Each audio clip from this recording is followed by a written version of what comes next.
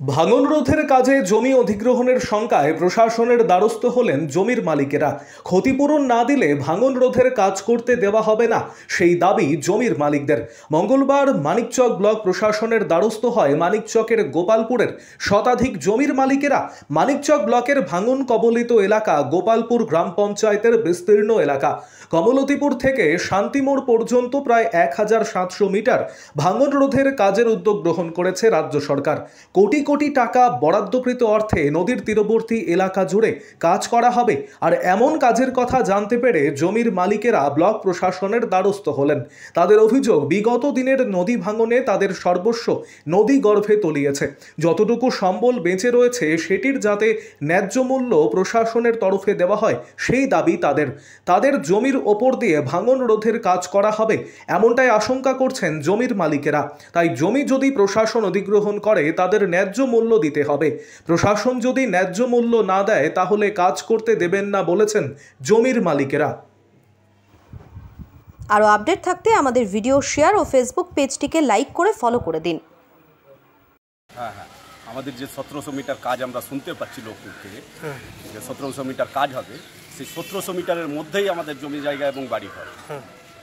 ইতিপূর্বে আমাদের 3বার ভাঙনে আমরা পড়েছি, জমি জায়গা সব হারিয়েছি। এটা আমাদের লাস্ট সম্বল। এটার পরে হচ্ছে ইংলিশ বাজার।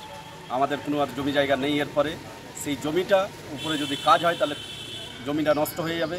সেই ক্ষতিপূরণটা গভর্নমেন্টের তরফ থেকে আমরা চাইছি। কিছু কি জানানো হয়েছে প্রশাসনের তরফ থেকে কোনো নোটিশ হয়নি, আমাদের কোনো খবর জানানো হয়নি। আমরা প্রশাসনের তরফ থেকে চাইছি আমরাকে অর্ডার কপি দেওয়া হবে, দিয়ে কাজ শুরু করে। আমরা কাজের করতে আগ্রহী, কারণ আমরা কাজের সহযোগিতা করব, কিন্তু আমরা পেমেন্ট নোটিশ নিয়ে কাজ করতে পারি। প্রশাসনের সাথে তো কথা হলো, বিডিওর সাথে কথা হলো, কি বললেন? বিডিও সাহেব বললেন আমি ব্যবস্থা নিচ্ছি, আমি কপি পাঠাচ্ছি ডিএম সাহেবকে।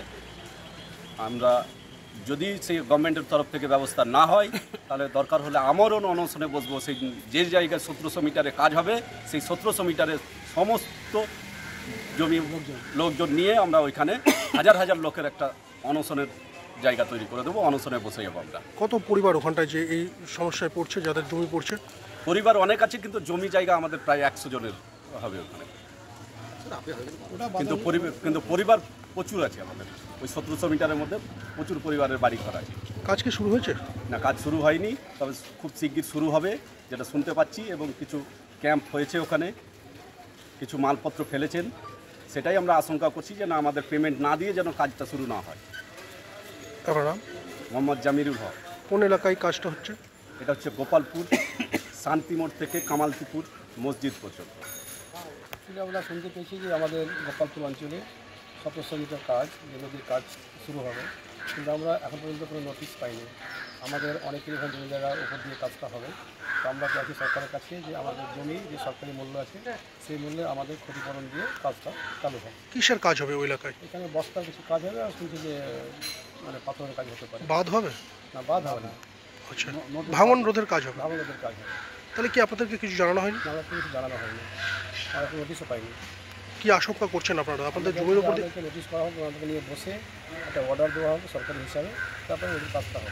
কারণটা হচ্ছে কি, এর আগে আমরা 3বার নদীতে পড়েছি, এটা আমাদের শেষ জায়গা। এই জায়গাটাকে রক্ষা করার জন্য আমাদের কিছু নাই, তাহলে গোপালপুরের পক্ষ থেকে বলছি যে যা জমি পড়বে আমাদের জন্য ক্ষতিপূরণটা দেওয়া হয়। কতজন গ্রামবাসীর জমি পড়ছে ওই এলাকায়? মিনিমাম ধরেন যে 100 জমি পড়ছে। হ্যাঁ, 100 বেশি। 100-এর বেশি? হ্যাঁ। প্রশাসনের তবে কিছু জানানো হয়নি? কিছু জানানো হয়নি। বিডিও সাহেবের সাথে কথা হয়েছে? কথা হয়েছে, উনি বললেন যে আপনারা অ্যাপ্লিকেশন করেন, আমি অ্যাপ্লিকেশনটা করার দেবো, ব্যবস্থা নেবেন। কাজ কি শুরু হয়েছে ওই এলাকায়? না, কাজ শুরু হয়নি, খুব শীঘ্রই কাজ শুরু শুনতে পাচ্ছি লোক মাধ্যমে, কিন্তু আমার কাছে কমপ্লিট খবর না।